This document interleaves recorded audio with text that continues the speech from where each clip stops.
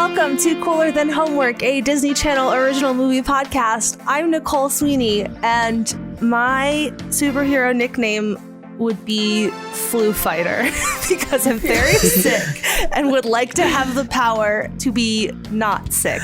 I'm Matthew Gatos, and this week my superhero name would be Healthy Boy because I'm feeling just great. Wow, so happy for you. My name is Inez, and my superhero name, I don't know, because there's a lot of snot clouding my thinking process right now. So everything I thought of was Snot Master, but that's really bad. That's more of a super villain. Right, yes. That's all I got. And I'm Sari Riley, and my supervillain nickname to go with Mari's is the Mucus. Ooh. Wow. Snot Master and the Mucus. That's actually pretty cool. Yeah. I'm the henchman. And This Flu is Fighter it. and Healthy Boy are here to defeat you. Great. This week we are talking about Up, Up, and Away. And Mari, what happened? What was this movie about? I feel like this is going to be a shorter synopsis than normal, and it's not because I'm not feeling well. I think that it was just a really simple plot. We're going to go with that. So in this, a 13-year-old not named Pete, which is what Sari guessed, but it is Scott, which is pretty close. That's pretty close. It is pretty close. 13-year-old Scott Marshall comes from a family of superheroes, but unfortunately, Scott doesn't have any powers. If his powers don't show up before he turns 14, then he's just going to be normal for life.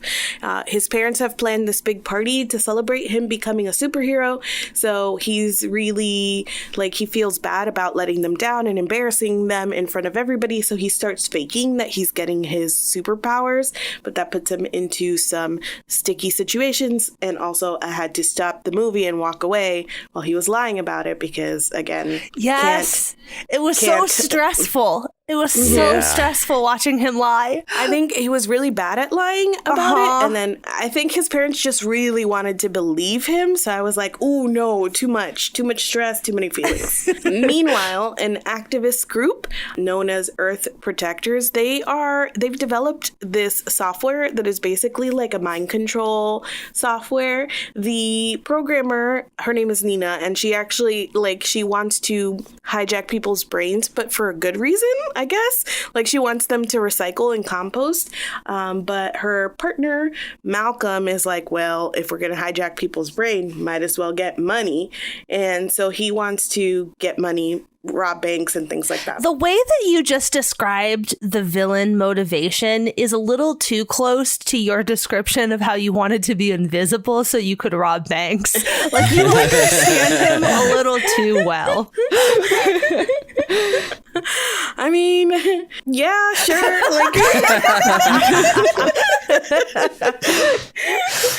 I mean, I don't think that you should write a program to hack into people's brains to get money. But if that program is there, I can kind of see why he's why would we use this for making people like tofu? Why don't we just use it to get money?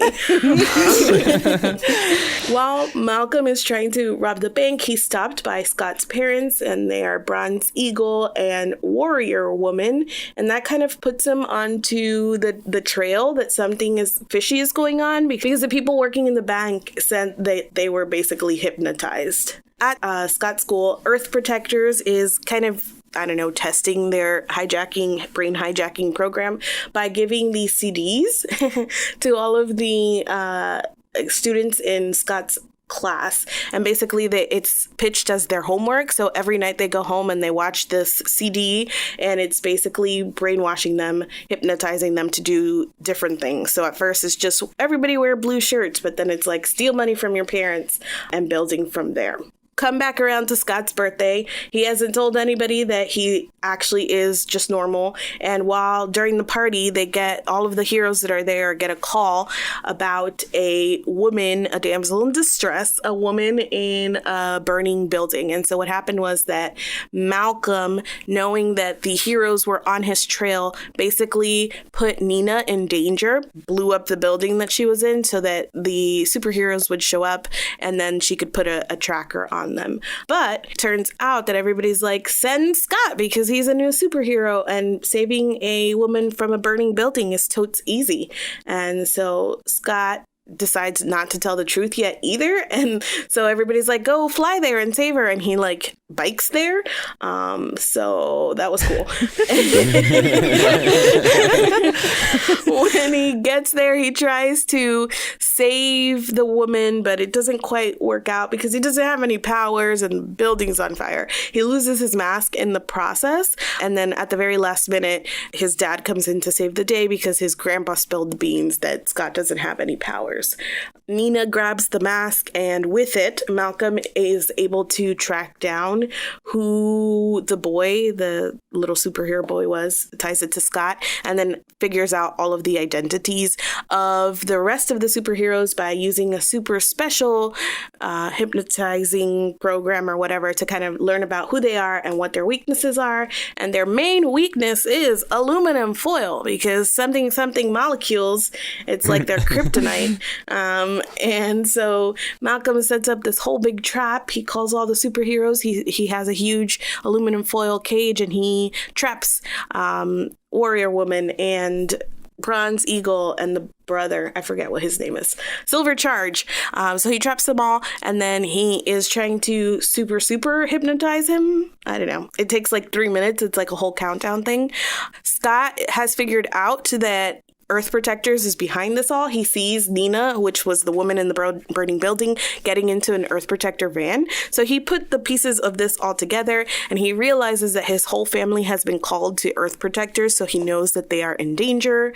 So Scott, with the help of his friends, runs over to Earth Protectors to use their regular powers and like tripping adults and using a soccer ball to kick over a computer, which immediately just explodes. It was very sensitive computer, in order to save his parents and his brother, save the day. And then the big moral of the story is that you don't need powers in order to be a superhero. They grab all the bad guys, wipe their memories so they don't know who the superheroes are anymore. Nina, I think, just gets away with it. Like, she was like, I don't know, I was just trying to get people to compost, and they're like, that's fine. And then I think that's it. The end. I want to make sure to point out that after we got through Sari's guess last week, if you ignore the balloon part of the guess at the beginning, once we told her about the superhero part of it, her guess was that they all can fly and he can't. It's probably just about this dumb kid figuring out he can save the day with his ordinary life, and his family gets trapped by a supervillain who uses some sort of anti-hero technology to trap them in a bubble, and then this boy has to use his human ingenuity to save his family. That was really damn close. Sari. Sari. I'm gonna be honest with you, I completely forgot that was her guess between editing that guess and watching this movie. I feel like Sari has actually probably had more closer guesses than we've given her credit for, but because of that cycle of I don't know, the episode is done and it's gone from my memory, and then I watch the movie. The last few movies haven't been familiar to me, so when you're guessing, it's your guess is honestly as good as mine what this movie is going to be about. So, but that one, spot on. I was just chanting Sari, but I probably should be going mucus. Oh, yeah. Please. Yeah. We've got to stay in character for this episode. Don't give away her secret identity. Okay, well, Matt, what is this cast up to now? Well, there's a lot of people in this movie, and some of them are quite famous. So we're going to try to get through this pretty quickly. I will start off with some of the sorry to offend, but less famous people in this movie. We have Benita Ha, who plays the teacher, who I don't want to judge the character here, but she seems like not a great teacher who is just handing out this mind control stuff willy-nilly. Is not questioning it at all. But she has small roles in a lot of things, but most recently has been in a few Hallmark Christmas movies like A Christmas Miracle and The Mistletoe Inn. She was also recently in 50 Shades Free, and she is one of the... Oh, no. Yeah, but she also plays a mom in the that new movie Good Boys, where it's about the boys swearing a lot. I mean, I haven't seen. I don't know if any of you have seen, but... Yeah, I know nothing about it. Didn't even know it existed. Yeah. It's like, I think it's like a Seth Rogen wrote a movie for little boys so they could swear a lot, is what it seems like to me. Great. Yeah. Not in my interests at Right. all. Yeah, so that same. makes sense that I've not been marketed. I want to get this one out of the way just because it's not, I don't know, it's weirdly interesting to me, but there's not a lot of new information. Kassan Butcher, who played Adam, the brother / Silver Charger, I don't know what he's up to, couldn't find much, but I want to point out that he has a fantastic IMDb biography that he clearly wrote himself. I'm not going to read the whole thing here because it's like a book, but I do want to read a few lines from it for you, just so you can kind of understand what he's up to. It says, every so often, a prodigy is born of immeasurable talent and potential. Kassan Butcher doesn't really fall into this category, but he's a nice guy nonetheless. Wow, Yeah, great. his childhood was, well, uneventful due in large part to his being an introvert. Most parents have trouble keeping tabs on their kids' whereabouts. They wonder and worry if their children are safe when they are not at home. Kassan's parents didn't have this problem. In fact, they used to beg him to leave the house. Wow, I love him. I hope he's doing great. Yeah. I do too. He's probably in his house. That is good. But yes, that's pretty much all the information I found out about him because I got very distracted by his fantastic IMDb bio, which I encourage you all to, go check out the rest of it because it continues being that great throughout. Next up, we have Olivia Burnett, who played Nina in this. She's another one that looked familiar to me, but I couldn't figure out why. And I think it's because she plays the little girl in Planes, Trains, and Automobiles, which is one of my favorite movies. But she apparently was also a big Disney Channel star early on in like the existence of the Disney Channel on a show called The Torkelsons and a spinoff called Almost Home, which I don't know much about, but they were apparently big deals. Yeah, this is like ever so slightly before my Disney Channel time. Yeah, that's how I felt. Like I would have been like 5 or 6 when those shows were on, and I probably saw them at some point, but do not remember any of them. The Torkelsons sounds like a fake show to me that someone made up. Yes, for real. that absolutely sounds like something that we would make up to throw Sari off. Yeah. Mm-hmm. Yeah, the old Disney classic, The Torkelsons. Yeah, everybody knows about the Torkelsons, Sari. Guess what's it about? Yeah. Yeah, Torkelson fever really swept the nation back in 93. Yeah, us and all the Torques. Us Torque heads over here. Yeah. More recently, she apparently played a recurring role of homeless woman on Sons of Anarchy, which, again, something I haven't seen, so I can't say how, important of a role that was, but she was in, 6 or 7 episodes, so I don't know. Again, these people are in things I haven't seen, so I can't vouch for their roles in them.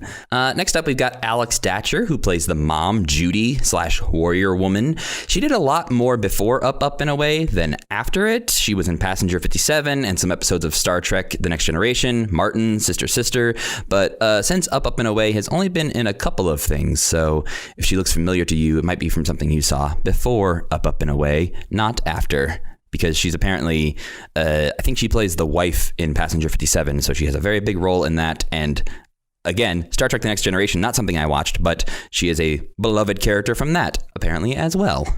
So next, I've got the 2 friends in this film who I think, personally, fan favorites usually in these films are the friends because they're usually given the funniest lines.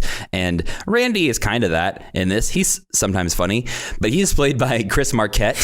And this guy, I think, has more credits than anybody else on this list, which is wild because he's one of the younger people on the list. But he's done so many things, which is why I think he looks recognizable because you've most likely just seen his face in a lot of random things, or also heard his voice because he does a lot of voiceover work. But he kind of just looks like that guy from that thing. But you might know his face because he's been in Freddy vs. Jason, Just Friends, Fanboys, The Girl Next Door, Alpha Dog, The Education of Charlie Banks, Weeds, or more recently, he's been in a few episodes of the Bill Hader show, Barry.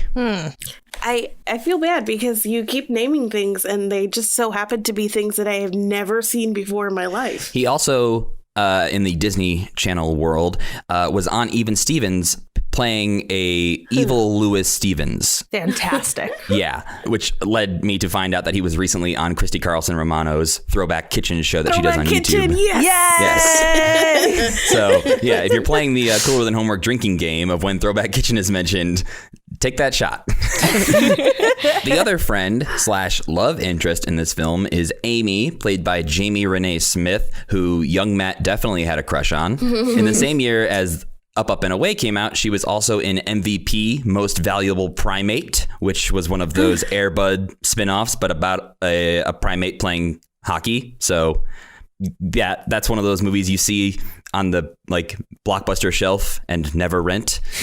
But she was also on shows like ER, Malcolm in the Middle, and Weeds, in the same episode as Chris Marquette, who played Randy, and they play friends in Weeds as well in a few episodes, which... So Weeds is a show that you named that I have seen, but I'm like, I have no recollection of either of these people ever being on this show. Yeah, to be fair, I don't know when they were in it because at one point I just stopped watching Weeds. I don't even remember when. I just know that at one point I wasn't watching it anymore and couldn't remember why. But they're in a few episodes. I looked it up. I saw some stills of them in the episode together, and none of it looked familiar to me. So I unfortunately can't help you out there with any context.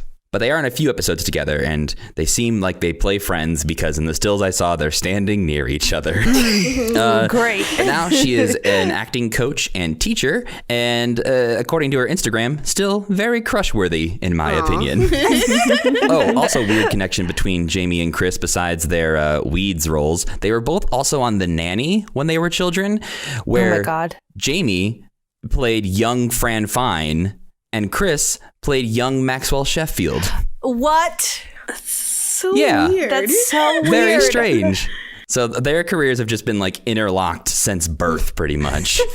Getting into the more famous people / stars of this film, we have Michael J. Pagan, who plays Scott, the kid / warrior eagle. Since Up and Away, he hasn't done a ton of stuff, but he was in Gridiron Gang, The Rock's football movie, and a handful of other projects, including See No Evil 1 and 2, which are a series of horror films produced by the WWE. Huh. Yeah. That you've watched? No, unfortunately. Weirdly enough, I have not seen them. I remember when they came out, there was like this huge push on wrestling to be like, hey, we're making movies now. Please go see them. But I don't think they're very good, and I'm not a big fan of horror films. So I don't know. I haven't seen them. But he's in both of them, so he must be a pretty big role. Mm-hmm. And he has an Instagram where he posts a lot of very attractive photos of himself. So good job, Michael J. Pagan. I'm just, being attractive and taking lots of pictures of yourself in very nice outfits. Next up, we have Sherman Hemsley, who plays the grandpa / Steel Condor, who is definitely the most famous cast member. I did want to check with Sari to see if you have recognized this man. No. I didn't recognize anyone from this movie. Sari. I'm so sorry. I just... I shouldn't be surprised anymore when this happens, but here I am, surprised yet again. Yeah. Me, Kiki Palmer gif. I ain't never seen this man. He was walking down the street. Well, it is wild to me that of all the movies we've watched so far, like this one is one that you didn't recognize some people from, because there's a couple people that I feel like have been in enough things that just would have crossed your eyeballs at some point, especially Sherman Hemsley, because he was from the Jeffersons. He played George Jefferson, who he was on All in the Family, Dinosaurs, The Fresh Prince of Bel-Air. And as a kid growing up in the late 80s, early 90s, it felt like he just guest starred on every TV show there was. And he always just kind of played George Jefferson on things. Like he played the same version of himself. But I think he was just one of those people who popped up everywhere. Except for in all the things Except Sari for was in watching. anything that Sari watched. Yes, the key difference is growing up late 80s, early 90s to growing up mid to late 90s. Yeah. Apparently. Yeah, I'm like trying to look at more pictures of him to see if I will no.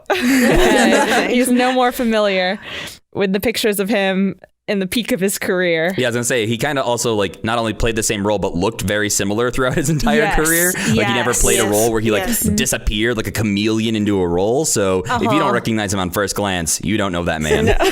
He did unfortunately die in 2012, but as we just talked about, he had a very long and illustrious career, and most people know him well. Next up, we have somebody who I thought Sari might also recognize. We have Kevin Connolly, who plays Malcolm, the bad guy in this film. No. No? All right. No. I'm sorry to this man also. Before Up, Up, and Away, people might have seen him in the Beverly Hillbillies movie or the show Unhappily Ever After. But after Up, Up, and Away, this man has been in John Q. He was in The Notebook. He was in Secretariat. He's Just Not That Into You. And most famously in Entourage, where he plays Eric /E. I watched almost all of Entourage for reasons I cannot Me explain too. to you, but Yeah. I have Same. seen basically all of that show. I never saw the last season or the movie, but otherwise I saw the last season. I have not seen the movie.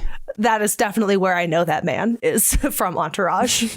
Yeah, I also remember in The Notebook, he plays like Ryan Gosling's character's friend, I think, who's just kind of always around. Mm-hmm. But yeah, I used to also watch Unhappily Ever After and the Beverly Hillbillies movie as a child. So those things are also familiar. So I think this guy has just like existed in my brain forever. And the fact that he's like 45 now feels not real. Like he just always sort of seems like that like 20 something guy in those movies. But now he's currently running a podcast network, Action Park Media. So Kevin, if you're looking for any new podcasts to give money what's to, up, Kevin? big fans. What Sari meant to say is that she totally recognized you, Kevin. Oh yeah, big fan. Sari loves Entourage. So the last member of the cast that we have not yet talked about is Robert Townsend, who plays the dad, Jim, who is also Bronze Eagle, and also directed this movie. But he's done just so many things. You might know him from his shows in the 90s. He had The Parenthood. He had BAPS. He had a bunch of other things.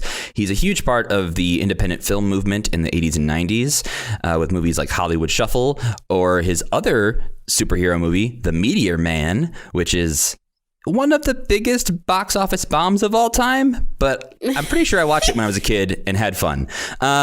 Most recently, though, he's actually playing a character in the CW's superhero show, Black Lightning. So this man and black superhero movies, boom, tied together. Mm-hmm, yeah, that is the very large cast list of this movie. Okay, so Up, Up, and Away, nostalgia check. Do you remember watching this movie as a kid? Yeah, but like maybe once or twice. It kind of rang a bell a couple times. I was like, oh, I remember that scene, but not as well as things like Smart House and Brink. Mm-hmm. I had like this weird thing where when I thought about this movie, I immediately thought of aluminum foil. And that was it. That's like the only memory that I carried over. And I was like, that's weird. That's stupid. And then within the first 5 minutes of the movie, I was like, oh, okay. So I did remember like a huge piece of this. It was just completely decontextualized. Yes. I have no recollection of ever seeing this movie before. And me neither. So did you like this movie? This was a first experience for two of the four of us. So did you like this movie, Nicole? Oh, I never go first. I'm always asking the question. I did. I really liked this. I had a blast. Like, I don't know. I mean, it's not, I think that with these movies, because so many of them have such strong nostalgia ties that like they are always going to kind of win out in my heart and in my feelings. But that being said, I thought that this was generally very charming. I don't know, the gag of tinfoil being the thing that is their one weakness, I found kind of hilarious. One of the things that struck me while I was watching this too is that the sort of target age range for this movie is also kind of this moment where you're starting to have a really clear separation between fiction and, like, I don't know, your personal fantasies. And so, like, the idea of, you know, like, you're never going to get that Hogwarts letter. Like, that isn't actually going to happen for you. And I feel like this movie did a really, like, careful and gentle job of being like, it's going to be okay. Like, you're going to be a normal kid, and, like, that's going to be fine too. And I don't know. I found this movie generally very charming. As the other person who hasn't ever seen it, I agree. I really liked it for a lot of the same reasons. Like, it was just a very good family. Mm-hmm. I got the same feeling.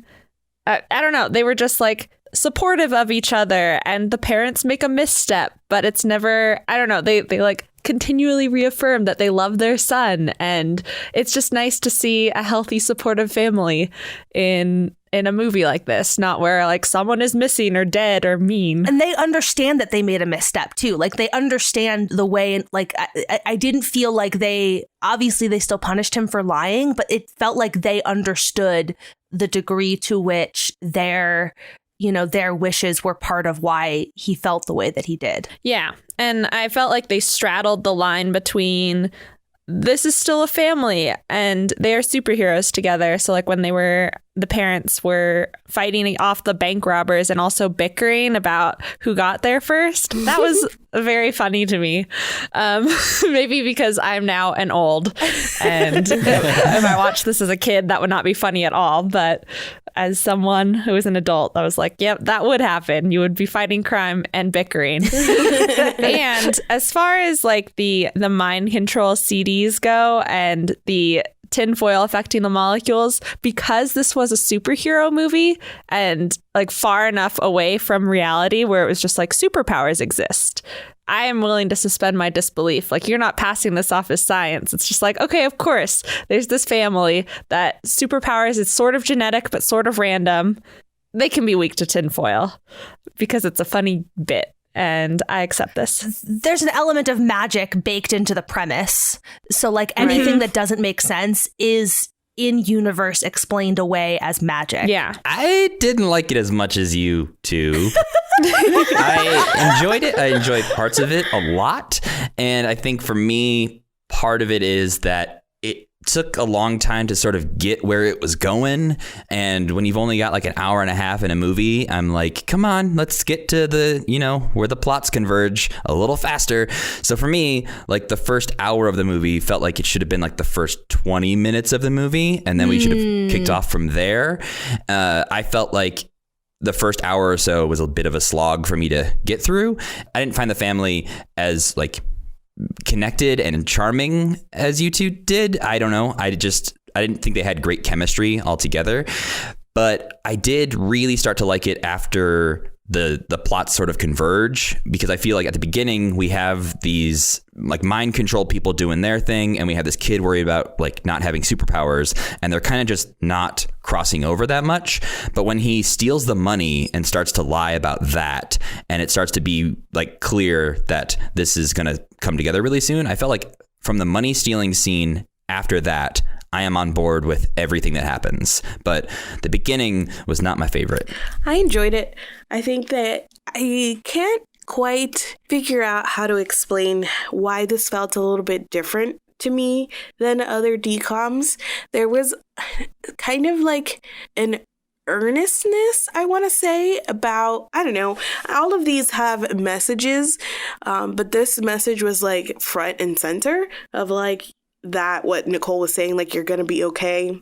Doing the right thing is, like, the superhero part of everyone's life. Like, I don't know, that message felt stronger to me. So there was a little bit of, like, cheesiness as I was watching, but ultimately I just really loved the family. I think that it is always great to see supportive parents, and we make this joke often about, like, focusing in on the family and the parents when you're watching as an old.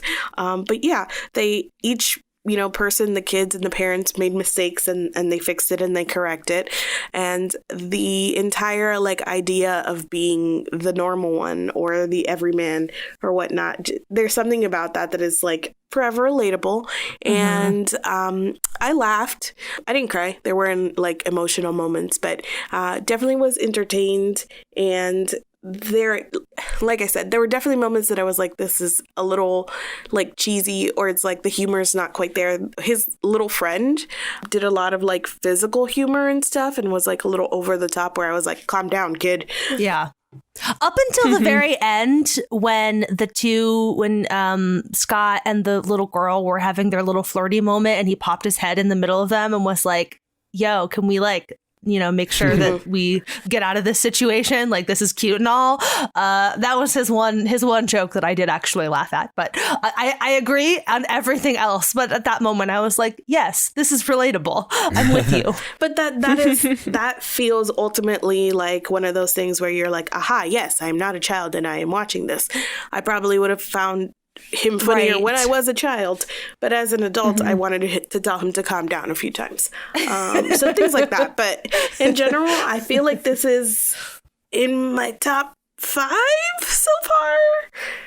5 yeah, that feels right. I'm envisioning you moving it around as you say that. You're like, how does it feel here? How does it feel there?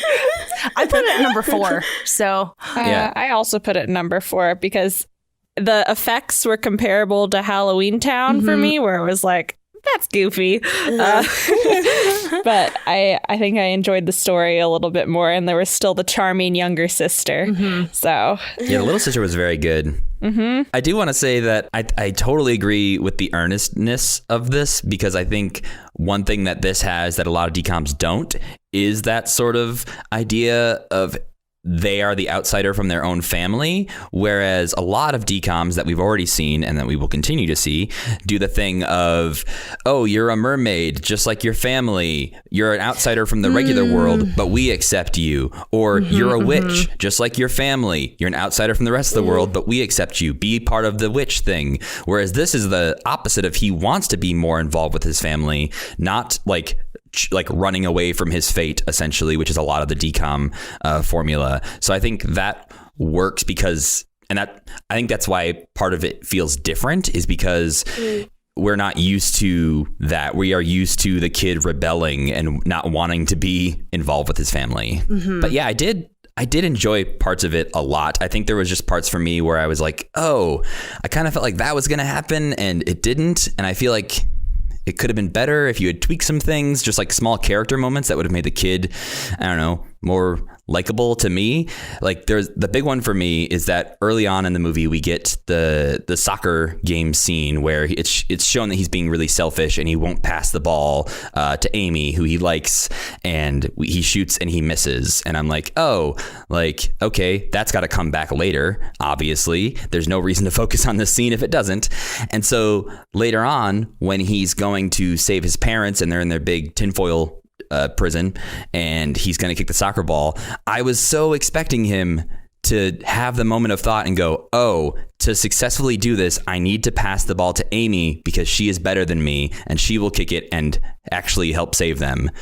But that didn't happen. He just kicks the ball and saves them, and then Amy's just there, and I was like, oh, okay, I guess that's cool. But I kind of was hoping he would have a character growth moment and not just a physical feat moment in that.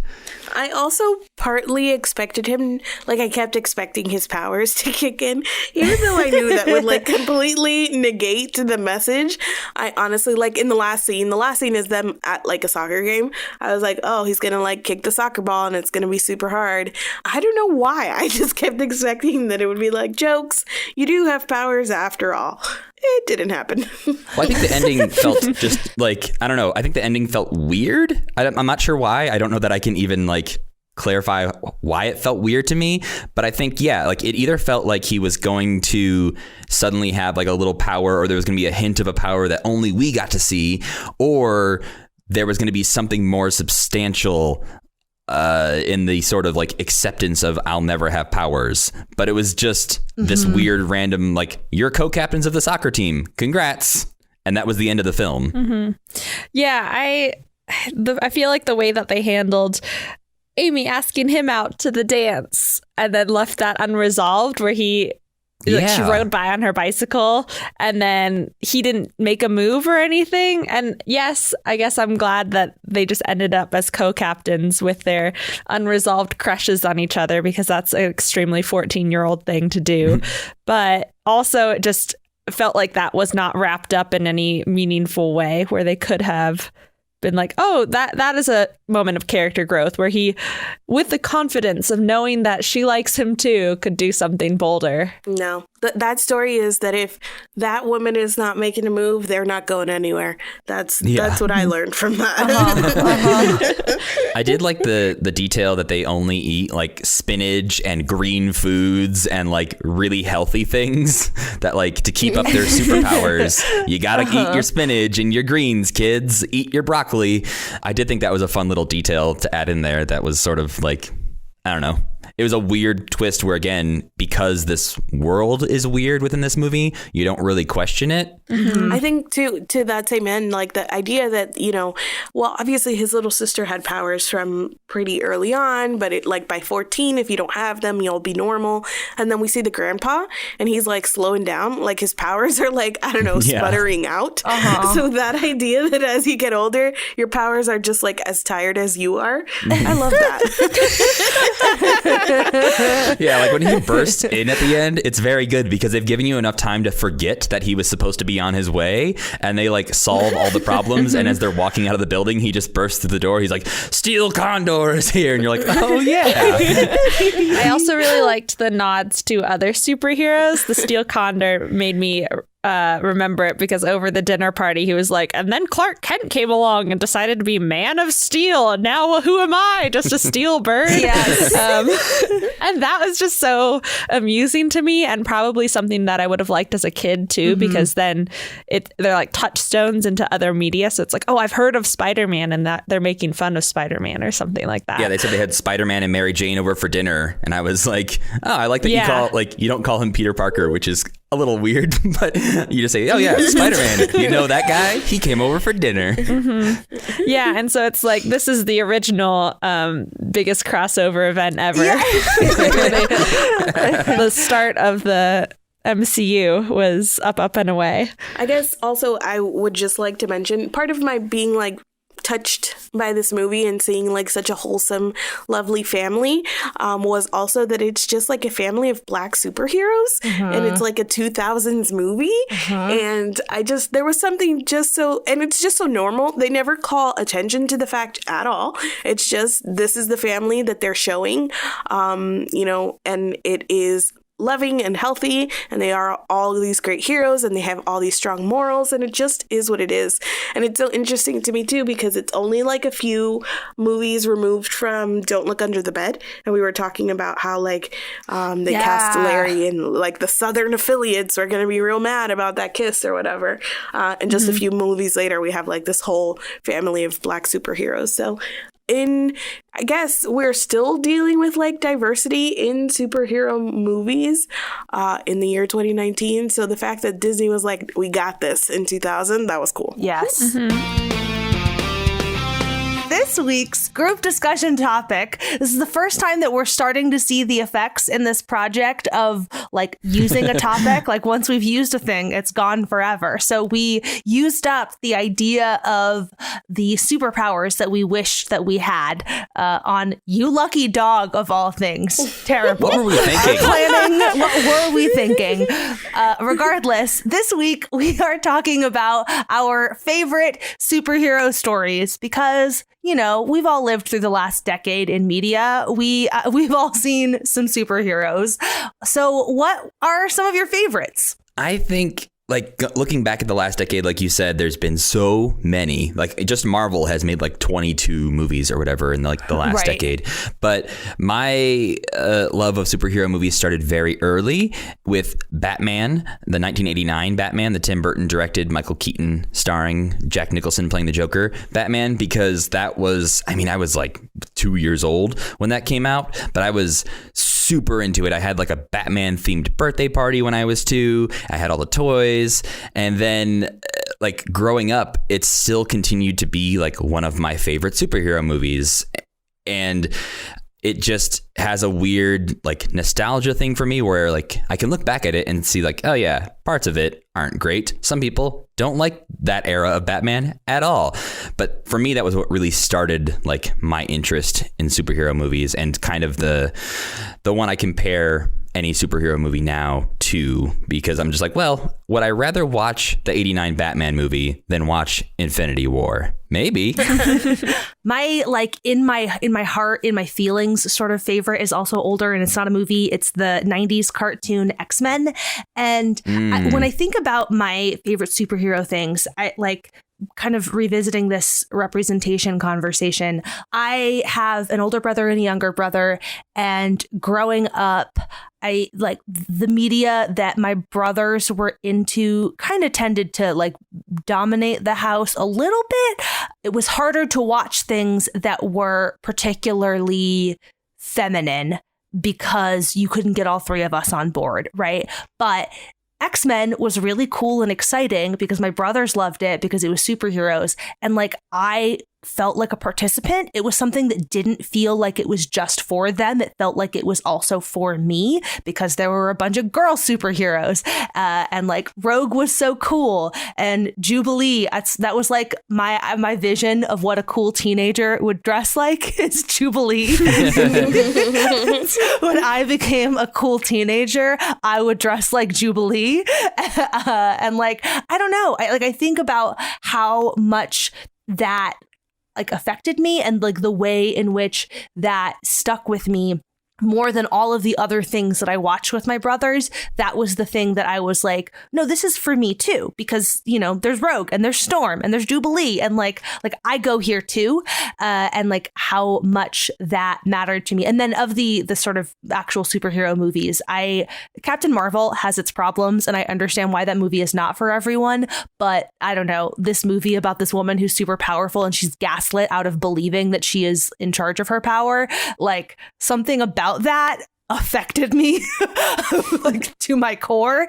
And so I like that one is, I don't think it's the best of the Marvel movies, but it is probably my favorite of the Marvel movies, just on a like strictly, I don't know, like I'm being pandered directly to with that movie, and like I'm okay with it and I love it, and I'm like happy to have that experience. I've talked a number of times about my love of Superman, and that also started for me like young. In 1993, I would have been 7, and that's when Lois and Clark: The New Adventures of Superman started airing on TV, and I freaking loved that show, and I was in love with Dean Cain real hardcore.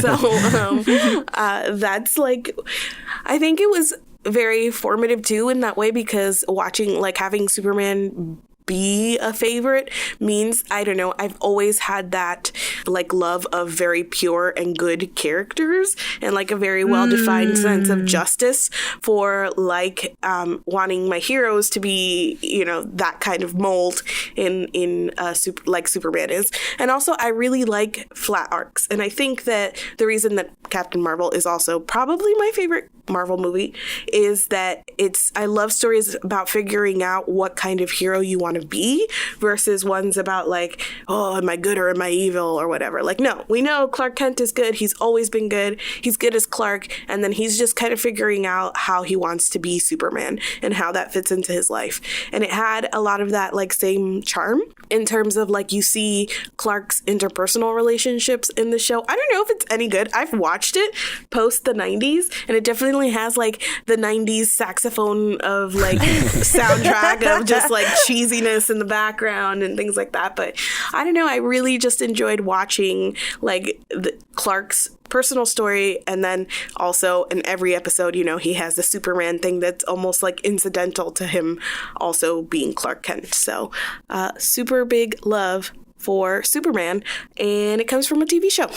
I feel like my favorite superhero story is similar to Nicole's, not in that I had siblings who would dominate the media, but because it hit at the right time and it felt like it included me at the right age. Mm-hmm. So honorable mention to the Powerpuff Girls, because I watched a lot of that cartoon growing up.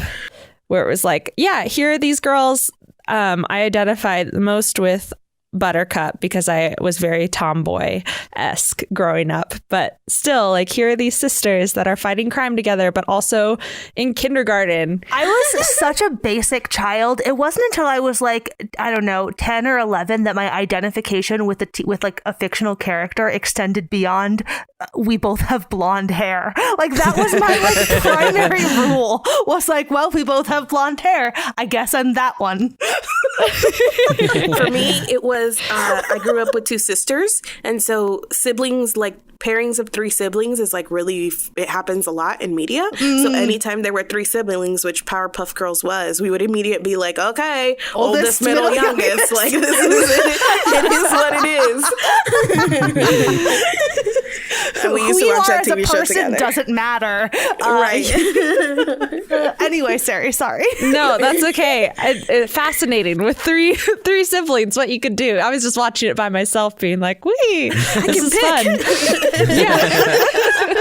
But and I've definitely talked about this before on the SnarkSquad pod, but Teen Titans, the animated series that ran from 2003 to 2006, was probably one of my favorite shows, like TV shows, period, growing up. And it's just so great. I think it's adapted from a comic series, so this isn't like an original premise, but it's basically a found family led by Robin of Batman and Robin, along with an alien named Starfire, a demon named Raven, Beast Boy, who can just transform into different animals, and Cyborg, who was a football star who got into an accident and became part robot. And it's just like, they're so good. They're funny episodes. It's just a bunch of teenagers living in a tower together and fighting crime, which is like the dream as a teenager. Wow, that seems great. Like, live with your friends and eat pizza and save the world sometimes. And the show just does a really, really good job of focusing in on the relationships between them and how different friendships in the group play out, or how different people's insecurities drive them away from the group, but then they like find acceptance again, or figure out their shit and move through it. And I think it was a really important show to me in how like complicated but also wholesome friendships can be. And so, yes, highly recommend. And the theme song, super catchy. There's the English version and the Japanese version that they alternate throughout the series. Both very good. On that topic, I have had the X-Men theme song stuck in my head since the moment you mentioned it, Nicole. Yes. Just that it's one of the best. It's one of the best theme songs of like any show ever. And I promise I've been paying attention this whole time, but I've also been like singing that song in my head the entire time we've been talking about other shows, because it's just so damn catchy. Whatever. I'm going to play those 90s saxophones of Lois and Clark. You all reminded me, though, of some other things that I want to mention real quick that were very formative for me as a young boy in the 90s, of superhero groups that were made up of friends. And there was Teenage Mutant Ninja Turtles. Obviously, the movies were great, but more formative for me was Mighty Morphin Power Rangers. Because as soon as Sari said Powerpuff Girls, my brain was like, oh, Power Rangers. Power Rangers, duh. I was so like in on Power Rangers that if I was gonna like miss an episode because it was on before I got back from school, my mom would record it on tape for me so that way I could watch it when I got home. And it's one of those shows now I go back and watch, and I can watch like an episode or two and be like, I am good for a few years. You can't like binge that show at all. But it definitely was one that I know too much about Power Rangers because I watched it so much as a kid. We watched it while it was airing, but we also had, I guess it's the first like season on VHS tape. It's like everything like up to when Tommy joins, like it's like really in it. Like that whole, I don't know, it was like a six VHS box set or something. Wow. And like, so like we watched the show while it was airing, but we specifically watched those 6 episodes. episodes over and over and over. My poor parents, or however many episodes. There were probably like 2 or 3 episodes on a tape or something like that. But regardless, those 6 VHS tapes were on heavy rotation. Yeah, no, I was all in with the seasons, and also I had like the VHS set that was just the Tommy episodes when he shows up. It was like a 3-part Green Ranger thing. Yes. I still own on Blu-ray the Mighty Morphin Power Rangers movie, which is not great, but it's a thing that exists to enjoy. That is a movie that was made. Yeah. Congrats everyone involved on making a movie. You have made a movie. Nobody can deny that that's what you did. Now it is time to share the lessons that we learned from Up, Up, and Away. And I'm going to continue to flip the script here and go first on this one, since I talked about whether or not I liked it first. Mostly because the lesson that I learned is something that I already said with regards to this movie. And that is that, like, your superpowers are not lying dormant. They are never going to show up. And like somehow it's going to be okay. Like, I promise you, you're going to be fine. My lesson from this film was a quote directly from the film, and it is, "No laser vision without supervision." The lesson I learned is a continuation of Nicole's lesson, and it is that if you don't have powers, you will be fine and you can still do good things. However, it is much easier to do good things with powers. And my lesson is, if someone hands you a CD, don't just put it in your computer. It's probably not good. And then just hit the enter button, because that's all anyone does to a computer in this movie is they hit the enter button and things happen. You just break people out of jail by hitting the enter button, you know? Easy. That's all you got to do. And now it is time for Sari to guess the plot. I'm so excited of next week's movie. I am also really excited. Next time on Cooler Than Homework, we are watching The Color of Friendship. The superhero one was very exaggerated, so this one can't be as fictional as that. So it has to be a little bit more realistic. I think that The Color of Friendship is about a Scrooge McDuck-like character, but human. An old man who loves his money. And for him, he's always bought his friends. So the color of friendship here is green. He oh my God, doesn't have a good relationship with his family, but like buys them elaborate gifts. And yeah, I don't know. People are like envious of what he has, and he's really selfish about it. But then either like a long lost grandkid named Emily comes into his life and starts melting his heart and showing that friendship can be in small ways. Like she gives him a handmade drawing and he's like, "What is this garbage?" And she's like, "I made it for you." And then he's like, "I look at the art on my walls. They're so much better than your stupid drawing." And then she cries and then he feels bad. And he's like, "Why do I feel bad?" And then like in the Grinch movies, they zoom in on his heart and it's beating and it grows a couple sizes. And then he learns gradually that the color of friendship is not just green, but in order to get the ending of this movie that is very clearly accurate. Oh man, what's the tagline? Sorry, I felt your first like sentence or two. I was like, okay, she knows it's got to be more realistic. Yeah, and then you took a hard left. Hard left. The tagline of this movie is "Look beyond black and white, and you'll find the color of friendship." Okay, so when you say that tagline, my first thought is the "I'm not racist, I don't see color" excuse that people give. Is it like a Hairspray kind of movie where okay, I'm just going to describe the plot of Hairspray. Where there's this TV show in a segregated Baltimore neighborhood. Black or white, and you see the color of friendship. This doesn't have to do with money at all.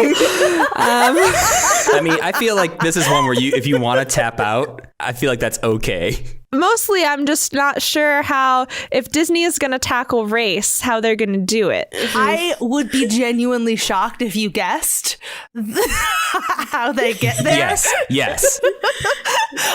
Part of There's me a lot. is rooting for you. I would lose my fucking mind, Sari, if you got this correct. But I don't see how you could guess this. I don't remember when this news story came out, but I feel like at some point around either the social internet or you won't believe this, and then ads below the articles, there was a family of mixed race people.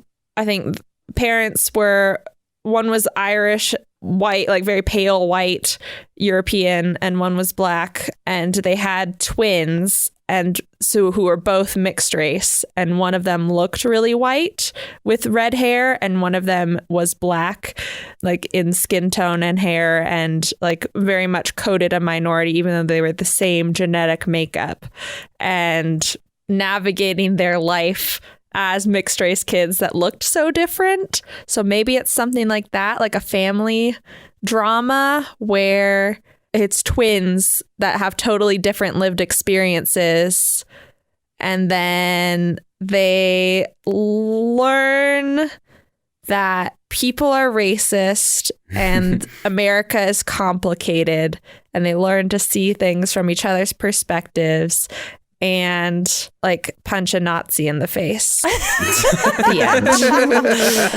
We love an ending where they punch a Nazi in the face. Yeah. Disney in 2000 was all about punching Nazis in the face. Yeah, Join us next time to find out if any Nazis get punched in the face. If you are enjoying this podcast, tell your friends, rate and review us, punch a Nazi in the face. Tell us your thoughts. There will be a post dedicated to this episode up at SnarkSquad.com/decom. Or you can find us on Twitter at DecomSquad. I am at Sweeney Says. I am at Matthew Gatos on Instagram because I'm currently not on Twitter. You can find me at My Name is Marinés. and I'm at C.E. Riley. This podcast is produced by the four of us, edited by me, transcribed by Mari, and our theme music is by Stefan Chin.